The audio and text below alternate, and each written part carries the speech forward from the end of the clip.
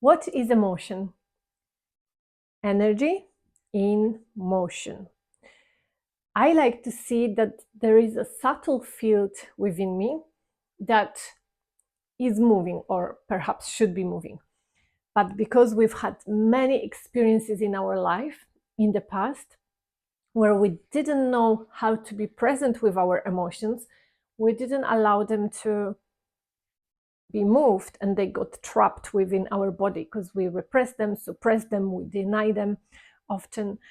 At least that was the case in my life.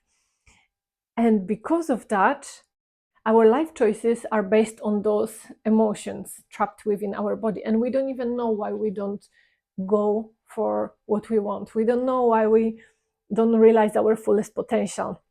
Something is holding us back. Those are the emotions within our field. And when we are able to go into them, choose to go into them, start to awaken the cells of our body so they can release safely the emotions, we start to be aware of feeling whatever we are feeling, the stories that present themselves to us, and at the same time we can notice who we really are, and that transmutes the emotion into more of consciousness, or into us feeling more whole, more fulfilled. It creates more expansion and growth. There are different rooms, for example, for fear, for shame, for anger, but there are also rooms for positive emotions like joy, for example. I noticed on my journey, I was more likely to stay in those negative emotions and perpetuate them rather than allowing myself to feel good. I didn't really know what it truly means to feel joy until I started allowing myself to firstly feel those lower emotions, because they are gateway to what we want, but also to allow myself that to tell myself that it's okay to feel joy or pleasure or gratitude, whatever it is. When we start to access our own emotions and how we feel, it is much easier for us to be in relationships with other people, whether it is our partner, friends, or colleagues, or even strangers. We start to access depths of who we are. We start to access depths of who they really are through the depths of who we are. When we reach deeper states of our being, we can connect on a deeper level with other people. And this is truly beautiful. For me, when I become aware of a certain emotion, I feel it. I feel the sensations in my body. Body is a gateway to feeling, but I also become aware of who it is that I am. And that awareness of me witnessing an emotion alchemizes it or transmutes it into more of consciousness. We can say, some people like to say that it's emotional release. I don't like to call it a release. I like to call it integration or expansion. We could say that it is a release from cells in the body into more of consciousness. But we can also say that this is our power, and when we release something, it's like we get rid of it. And where does it go? For my mind, this description doesn't really work. It is better to have something and utilize it into more of myself. Emotional alchemy is a process of feeling your way to you, feeling your way to become more whole, feeling your way to live a more fulfilled life.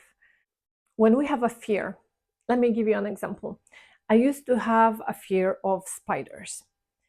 I was terrified by them. But when I started working with my fear, now it's not that I don't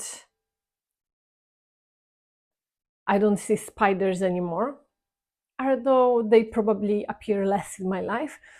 But so it's not the spiders that create fear. Spiders don't equal fear. Spiders can equal fear if I have that fear within me. If they have that emotional charge of fear of spiders within me. Now I can see a spider and I can touch it, I can take it in my hand. So for you, you may be scared of spiders, you may not, you may be scared of something else. But this is just an example of the thing outside of us doesn't equal the emotion. It triggers the emotion that is within us. But once we are able to alchemize that emotion is no longer controlling our life. Otherwise, I would be scared of being alone. I would be would not like to camp, perhaps. I would like to keep my windows closed, just for the fear, because of the fear of spiders. Because now I'm free of that fear. And being free of the fear doesn't mean that you have to like it. Of course, I don't invite spiders into my room, but when they come, they don't create that reaction within me. Therefore, my life is not controlled by my fear. I will give you another example. Shame. I used to be ashamed of public speaking. Doing video like that a few years ago would be impossible for me, unless I would probably script it. I have no notes at the moment. Maybe if I would script it or read it or memorize it, but I would be feeling very tense, very shy and very stiff in my body, and you'd feel that it would not be natural.